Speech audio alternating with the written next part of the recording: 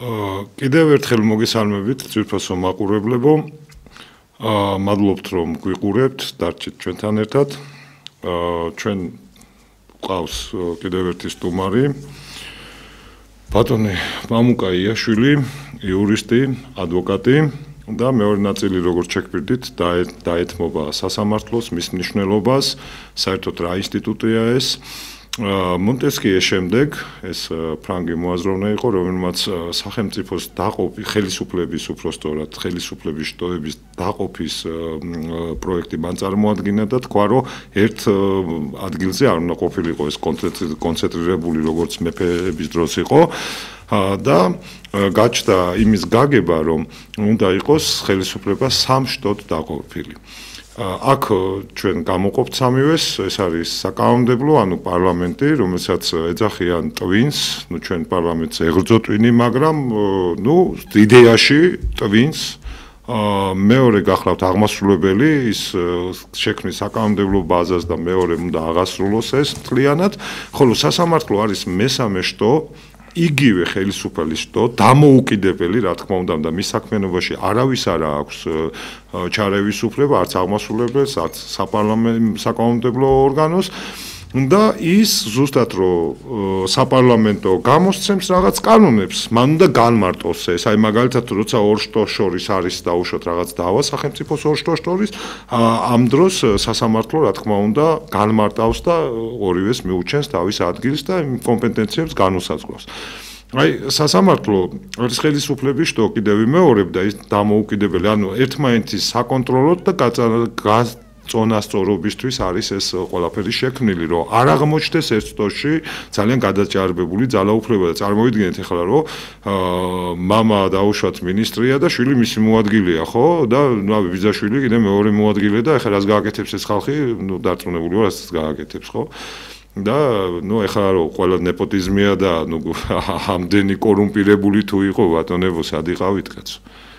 თუ ესე ყლიფავდნენ და 12 მილიონები და მილიონზე ნაკლები და 100-ზე მეტები და ისინი სად იყავით ხალხო აქამდე რა? ინფრასტრუქტურაც კარგად იცოდით, ის შენობლებიც კარგად იცოდით, სკოლების და ბაღების და მობრძანთ 180 სკოლა ნახეთ, ვარკეთილში შაშაწირო შეღებეთ და ყველაფერი რო ჩამოცვენილია. მობრძანთ და ნახეთ რა, ვერ გავიგე ერთწლიანი საღებავები სად იყიდება, რომელი ბაზარზე იყიდეთ, მე ძალიან მაინტერესებს ეს და გახედეთ სხვაგან რა ხდება და რა დღეში ყველაფერი. ხო და აქედან გამომდინარე იმის თქმა მინდა რომ სასამართლო უნდა იყოს და ეს ყველას მოთხოვნაა რომ სასამართლო უნდა იყოს თავის მოწოდების სიმაღლეზე. რატომ? ის არის მესამე შტო. ეს დამოუკიდებელი და უნდა შექმნას პრეცედენტები და უნდა იყოს სამართლიანი. პირველი ეს უნდა იყოს. და როდესაც სასამართლო ხდება აღმასრულებელი ხელისუფლების რაღაცა ჰიბრიდული შტო, ამ შემთხვევაში ის ხდება ზუსტადაც აღმასრულებელი და საერთოდ კარგება სასამართლო რა არის. ხა ჩვენ კიდევ გვიწევს რაღაცებში უკან გადასვლა, წარმოიდგინეთ, კაცო, ვინ გააправა იმ ოჯახის, აი გირგვლიანის საქმე და დღეს უზენაეში ზის ის კაცი და ესენი რაღაცას ნაცებს ებძვიან. რომელ ნაცებს ებძვით? რომელს თქვენთან რო არიან თუ რომლებიც ახლა უზენაეში ზიან, რომელს? გაიცით კაცო ხალხს პასუხი. ვინ ნაცებს ებძვით? საერთოდ აღარ არსებობენ? აი რა ბიბის რომელიც თქვენთან არიან და ახლა მიქანაძე რომ მინისტრად ყავთ და რავი ახლა ეს მოადგილეები ყველა სამინისტროში მოადგილეებად რო ყავთ, ვის ებძვით? ხო, უნდა დამთავრდეს ეს ხალხის თვალებში ნაცრისყრა, ხო?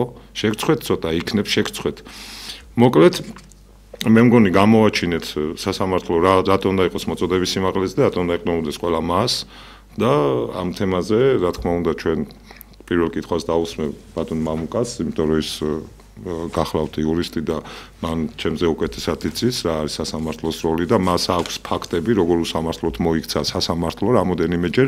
მე ჩემ შემთხვევას გეტყვით ხალხო, თქვენ შეგიძლიათ გადაახვიოთ, ნახოთ, მე მოვიტან მაგ საუთსაც რომ ცაგარეიშვილმა რომელიც მოსამართლე არც არის, ვერც წარმოუდგენია რომ ის არის თავარი, დაურეკავენ რაღაცას ეტყვიან და აკეთებს, ეს შემარცხვენელი, რა თქმა უნდა, თავის პროფესიის პირველ რიგში. თავის პროფესიის, იმიტომ რომ ის დამოუკიდებელი უნდა იყოს. 7 იანვრის ღამეს დამაჯარიმა.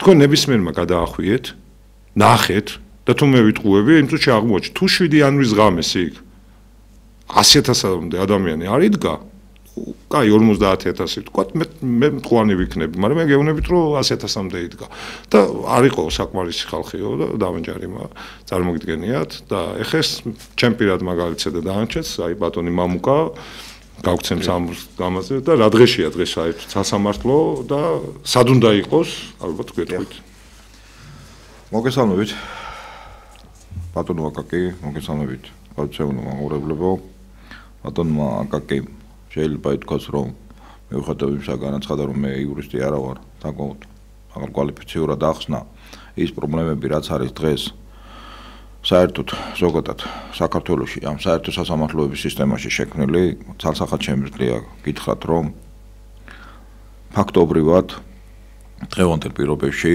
ეგრეთ წოდებულმა დე-ფაქტო ხელისუფლებამ სამართალი გაიყვანა სასამართლოდ მე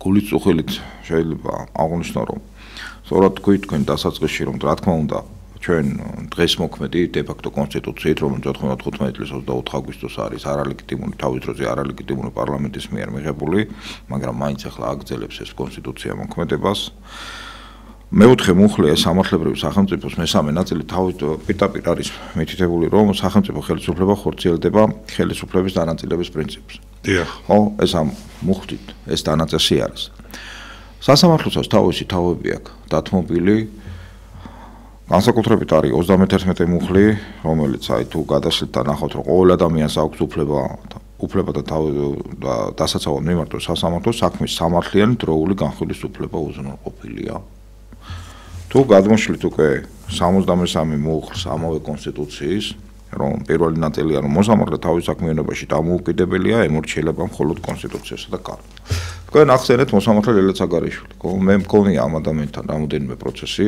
როდესაც საპროტესტო აქციის მონაწილეებს ვიცავდი ეს არის უმეტესად როდესაც შინაგან საქმეთა სამინისტრო შეკრებისა და მანიფესტაციის წესის დარღვევის საფუძვლით ადმინისტრაციული სამართალდარღვევათა კოდექსის 174 მუხლი ცდილობს რომ დააჯარიმოს თორსები პრიმერით მეათე ნაწილით და ამავე დროს ნახეთ რა ხდება ფაქტობრივად სრულად იგნორირებულია შეჯიბრებითობის პრინციპი სამართლის ბატონო ნახეთ სამართალი ძირითადად ემყარება შეჯიბრებითობის პრინციპს ნახეთ ეს არის ამოსავალი წერტილი და ჩვენ თუ ნახავთ შეერთებული ვართ კონვენციებს, მაგრამ რა გინდა შეერთება თუ კი ეს არ ახსოვდა, ხო? ეს არის ადამიანის უფლება და ძირითადად თავისუფლება კონვენცია. პირდაპირ ბატონო, ნახეთ პირდაპირ გეუბნება რომ დამოუკიდებელი და მიუკერძოებელი სასამართლოს მიერ სასამართლოს უფლება არის გარანტირებული. მე-6 მუხლით არის ეს. და დააკვირდებით აი თქვენივე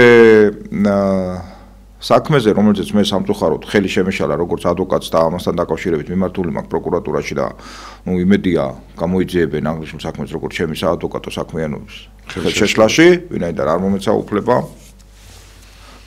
გამეხორციელება რა თქვენი დაცვის უფლება ფაქტობრივად მტკიცებულებათა შეფასება ხდება არა საქმის ყოველმხრივ გონივრული და სრულყოფილი გამოკვლევის გზით არ დაგავიწყდეს ბატონო აკაკი რომ თავად როდესაც სახთელის დადება სახთელი აი განსაკუთრებით შეკრებისა და მანიფესტაციის წესის დარღვევის საფუძველზე ის როგორც ადმინისტრაციულ ორგანო მას სახთელი უნდა დაადოს და სახთელის დადებისას მან უნდა იხებძღანელოს ადმინისტრაციული სამართალდარღვევათა კოდექსის 230 მუხლი 230 მუხლი პირდაპირ გეუბნება რომ საქმის გარემოებები ყოველმხრივ სრულად და ობიექტურად გამოიკვლიე ეს იმიტომ კი არ არის ჩაწერილი აქ რომ შენ ეს კანონმდებელმა რაღაც ახსა ლამაზი სიტყვების რახარუხის გამო მოიტანა ამის ვალდებულება დაკაკისრა ყველა ვიდეო მტკიცებულება რომელიც ფაქტობრივად არის საქმეზე წარმოდგენილი ყველა ვიდეო მტკიცებულება ზე ნახავთ თუ რამდენი დარღვევებია კერძოდ ისინი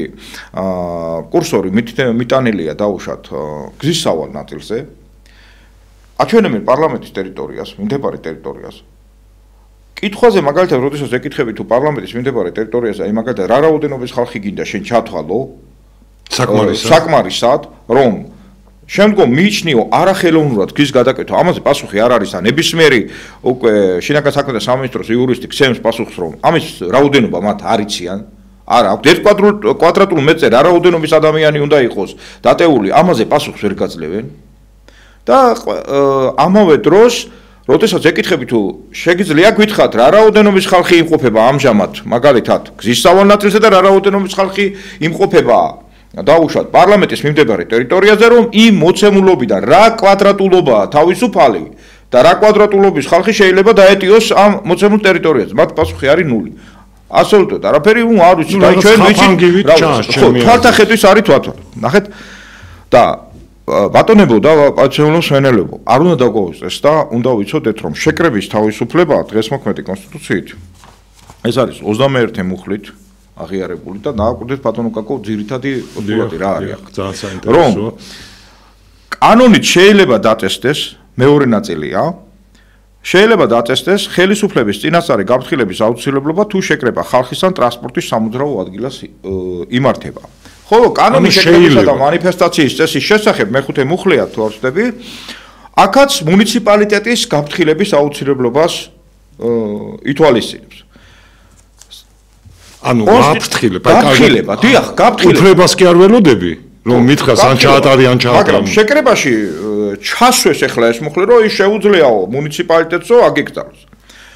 ბატონებო, ყველა ეს ხო წინააღმდეგება ამ დახეთ როგორ ხო რა თქმა უნდა ახლა ამ კონსტიტუცია არის უმაღლესი და ეს კანონი რაც ახლა მიიღეს. დახეთ ახლა რა თქვენ იცით ფაქტობრივი გარემოება რა არის? ფაქტობრივად ჩვენ გვყავს არალეგიტიმური ხელისუფლება, არალეგიტიმური პარლამენტი, მიმდინარეობს რეპრესიული როგორც ადმინისტრაციული, ასევე სისხლის სამართლებრივი პოლიტიკა და მათი მხრიდან ხდება კანონების მიღება დროის მოკლე მონაკვეთში და ცდილობენ იმას, რომ როგორღაც ისეთი კანონები მიიღონ, არა მაგალითად აქ შეკრებისა და მანიფესტაციის თავისუფლების დაცვაზე კი არ არის და გამოხატვის თავისუფლებაზე, რომელიც მაგალითად მე-11 მუხლით ადამიანის უფლებათა და ძირითად თავისუფლებათა დაცვის კონვენციით არის აღიარებული და აღიარებულია საქართველოს კონსტიტუციაში. არამედ როგორღაც შექმნა დაშლის მექანიზმი და დაშინების მექანიზმი იმისათვის, რომ პირი აღარ გამოვიდეს უკვე საპროტესტო აქციაზე, ხო? და ნახეთ რა ხდება. ყველა საპროტესტო აქციის მიმდინარეობა, რაც კი არის. ყველა ამ საპროტესტო აქციაზე შეტანილია განცხადება. კონკრეტულად, მაგალითად 14 ოქტომბერს შეტანილია ბატონ ზურაბ ცეცხლაძეს. კი, კანონიერი ხელისუფლების წარმომადგენელს. მე იმედი მაქვს, რომ პატიმრის ჩვენ სტუდიაში ზურაბ ცეცხლაძის მამა. ბატონი ზურაბ ცეცხლაძე. შეტანილია. როდესაც ეს წარმოადგენენ მტკიცებულების სახით, მოსამართლე ლელა ცაკარიაშვილს იმ საერთოდ არ აქვს ნამშელი ამ მტკიცებულობაზე, გაყავს მსჯელობის მიღმა და რაოდენ გასაოცარიც არ უნდა იყოს. მთელი სასამართლო გადაწყვეტილება დაფუძნებული არის 2011 წლის საკონსტიტუციო სასამართლოს გადაწყვეტილებაზე და მოსარჩელები ვინ არიან? დაჩსაგურია ჯაბაჯიშკარიანი. რა საპროტესტებდნენ? სწორედ გზის გადაკეთებასთან მიმდინარე პროცესები. ეს ხალხი თუ დღეს ხელისუფლებაში არიან, შენი პროპაგანდისტები არიან, შენი აქტიური ხარდაჭერები არიან. 2011 წელს თუ კი პოლიტიზირებული მართლმსაჯულება იყო კი ბატონო. და დღეს იყენებ იმ გადაწყვეტილებას 2011 წელს რაც ესე კარგი ყოფილა რა მაშინ. და სხვა ეს მე აღნიშნე კაცო, ნაცებს ეძებენ სხვაგან და იგენ მოძებნონ თავიანთ უწყებებში და თავიანთ საკლებში და რა ვიცი მე გადაჯაჭვურები არიან, აი ვერ გაარჩევ.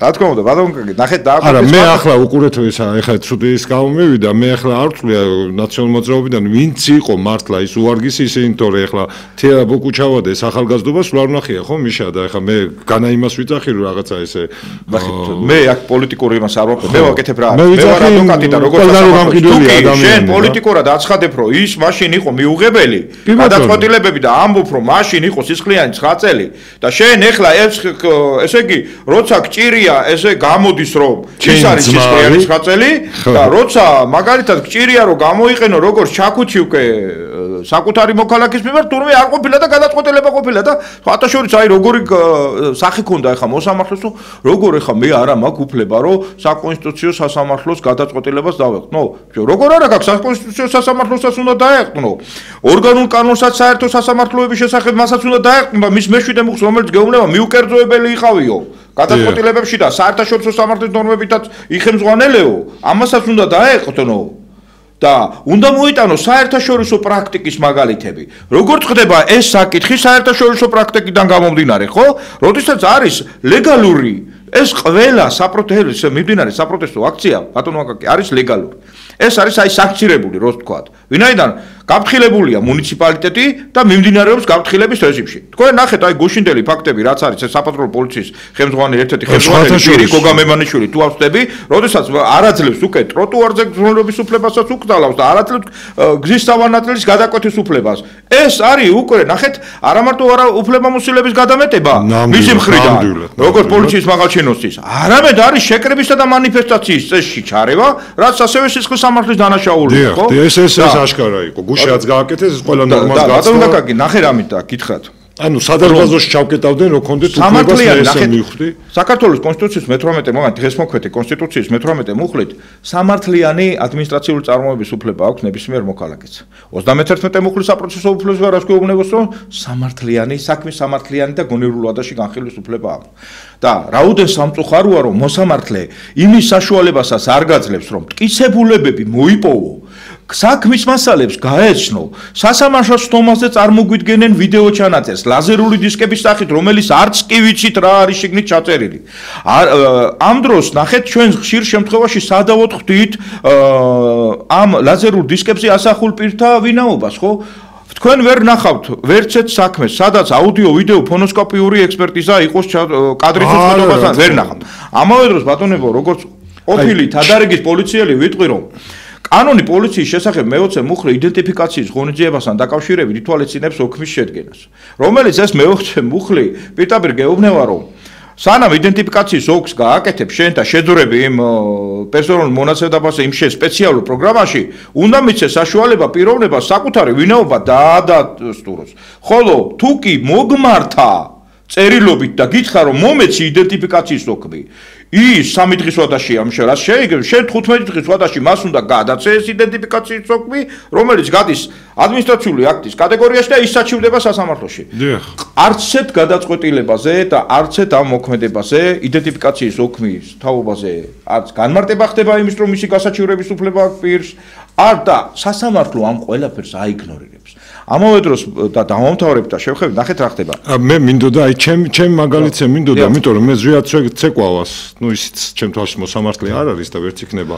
ცეკვავას უთხარი ესეთი რაღაცა, რომ მე პრეტენზია გამიშთა, რომ ერთი აი ბასლაინზეც არა ვარ და ვეუბნები, რომ ამ კამერაში სადაც 10 წამი ჩანვარ, ხო? მე მოგიტან სხვა ხედიდან ვიდეოს, გადავდოთ ხსნობა, სადაც გამოჩნდება, რომ პირდაპირ მიყურებდა და იქ ზუსტად იდენტიფიცირება ვერ მოხდა. რომ საერთოდ არ გავარ გზაზე და მან სასამართლოც კი არ გადადო. ეს სამხელად არ ღვევა, იმიტომ რომ მე ჩემს ბედი წყდება და გეუბნებით აი მოგიტანთ, განაცხებთ, სიმართლე დავადგინოთ. დაკავშირებით თუ არ ვიცი 35 სანტიმეტრზე იყო დაახლოებით. კი. მე არ არის შედარებით თქვენ გაგეხსოვებათ, ხო ჩვენ და აი ცოტა დრო დაგვრჩა და მე მინდა იმ კანონიერ ხელისუფლებაზეც გითხრათ, იმიტომ მე ვიცი თქვენ უზენაესი საბჭოს წევრიც ხართ და მათთან ერთად ხართ და მე ანუ იურიდიულად რო გითხრათ, რომ დე იურეა როგორ არის შევისები ძალიან მოკლედ გითხრათ და 5 წუთი რამოდენიმე წუთში ჩავეტიო. ხო ცოტა გაგვიგზელდა, იმიტომ სასამართლო თემა ძალიან მტკივნეული თემაა და ძალიან მტკივნეული თემაა, მაგრამ გეტყვით რას? დიახ. საქართველოს ხელისუფლების არჩევის არსებობს მხოლოდ ერთი წესი. ეს არის არჩევნები. როცა მშვიდობიანად გადადის. რა თქმა უნდა. 1991 წლის 28 ოქტომბერს 5 წლის ვადით მრავალპარტიული თავისუფალი არჩევნებით კანონის საფუძველზე უზენაეს საბჭოს არჩევნების თაობაზე არჩეული იქნა საქართველოს რესპუბლიკის უზენაესი საბჭო. ამავე დროს ნახეთ ადამიანის უფლებათა გაეროს საყოველთაო დეკლარაციით 48 წლის 10 დეკემბრის 21 მუხლი ითვალისწინებს, რომ არჩევნების პერიოდულობის უფლება არის ნებისმიერი მოქალაქის უფლება. 90 წლის 28 ოქტომბერს არჩეული უზენაესი საბჭოს ლეგიტიმაციის ვადა გადიოდა 95 წლის 28 ოქტომბერს. ეს ხელისუფლება დამხობილი იქნა იზოლების წესით, ეს არის პრეიუდიციული საყოველთაო ცნობილი ფაქტი და ეს დამხობილი იქნა 92 წლის 2 იანვარს სხვათა შორის ერთ-ერთი აქტიური მონაწილე იყო ბატონი გოგა ხაინდრავა და დღევანდელი პრემიერის მამა აი რა თქმა უნდა გახსოვთ ახლა რა თქმა ვინ კითხავთ თქვენ ხელშეკრულებაში ანუ ხალხის რო გაყიდონო ადამიანების რო გაყიდნო სტამბულში თქვენ მიკითხავთ ბატონო ნახეთ მე მაგ ხელში საქართველოს კაცი თუ ეგეთი რა ვიცი მე ეგეთი მოღალატე იქნებოდა ნუ რაღაცა არ მე მაგ ხელში საქართველოს მოღალატე უბრალოდ ბევრი სასამართლოს ადმინისტრაციული საქმეთა პალატის 97 წლის 18 ოქტომბრის გადაწყვეტილება, რომელშიც სასამართლომ პირდაპირ განაცხადა, რომ სამხედრო საბჭოს 02/1/92 წლის დადგენილება, რომელთაც შეჩერდა საქართველოს უზენაეს საბჭოს საქმიანობა და წარმოადგენდა უკანონო აქტს. და ამ უკანონო აქტის საფუძველზე ბატონებო, ნახეთ რა გააკეთეს, შექმნეს ჯერ სამხედრო საბჭო, მერე სახელმწიფო საბჭო. სახელმწიფო საბჭო ისე რომ არც შევარნაძეს და არც გოგუაძეს, რომელიც სახელმწიფო საბჭოს პრეზიდიუმის დივანი იყო, არჩევნების დებულებაზე ხელი არ მოუწერიათ.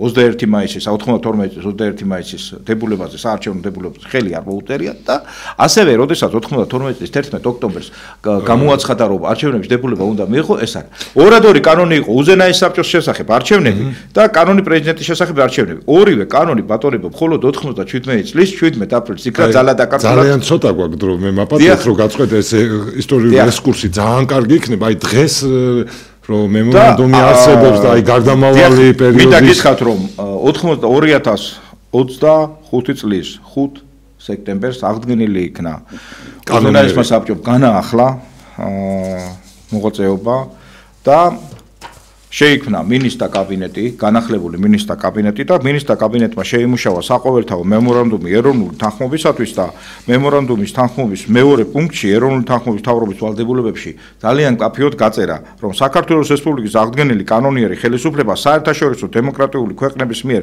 აღიარებიდან 60 დღის განმავლობაში პოლიტიკურ სპექტრთან შეთანხმებით დანიშნავს ახალ სამართლიან დემოკრატიულ არჩევნებს და მოუწოდა პოლიტიკურ ძალებს მოუწოდა პოლიტიკურ ძალებს შემოუერთდნენ ამ საყოველთაო მემორანდუმს ეროვნული თანხმობისათვის მიმდინარეობს შეერთება სხვა ამ ხელისმოწერები ამ მემორანდუმთან დაკავშირებით ამ პრინციპებთან და მგერა რომ მე დიდ ბოდიში მოგიხდით მე იმედი მაქვს რომ თქვენ კვლავ იქნებით ჩემი სტუმარი და მოგვეცემ ამაზე იმიტომ რომ სასამართლო მართლა ბევრი დრო წაიღო აი იმიტომ რომ ძალიან მნიშვნელოვანია ხალხმა უნდა იცოდეს სასამართლო არ უნდა იყოს დამოუკიდებელი და ეს იყოს სამართლიანი და ეს და ანუ მაგაზე რომ მე გველაპარაკოთ ჩვენ დრო ამოიწურა მადლობას მოგახსენებთ ძვირფასო მაყურებლებო, ჩემო ძმებოდებო, იმისათვის რომ გიყურებდით, ჩვენ შევხვდებით იქით 4 შაბათს 5:30-ზე, ისევ მოქალაქის ხმაში. ყველას კიდევ ერთხელ ვიმეორებ, მოქალაქე არის აქ მთავარი, ყველანაირი ცნობადობის და ყველა იმ რაღაცეებს რო დაილაგებენ ხოლმე მიღწევების გარეშე შეგიძლიათ მობრძანდეთ თქვენი აზრი მითხრათ დარეკოთ რედაქციაში და ნებისმიერს კიდევ ერთხელ ვიმეორებ ვინც არის საერთოდ მოქალაქე თქვენი აზრი არის ძალიან მნიშვნელოვანი და დემოკრატიაც ესე ცხოვრობს და დემოკრატიაც ასე უნდა იყოს რომ მოქალაქის აზრზე და მოქალაქის შეხედულებებზე უნდა იყოს ის გათვლილი მთავარი მოთამაშე დემოკრატიაში გახლავთ მოქალაქე კარგად ბრძანდებოდეთ დიდი მადლობათ ყველას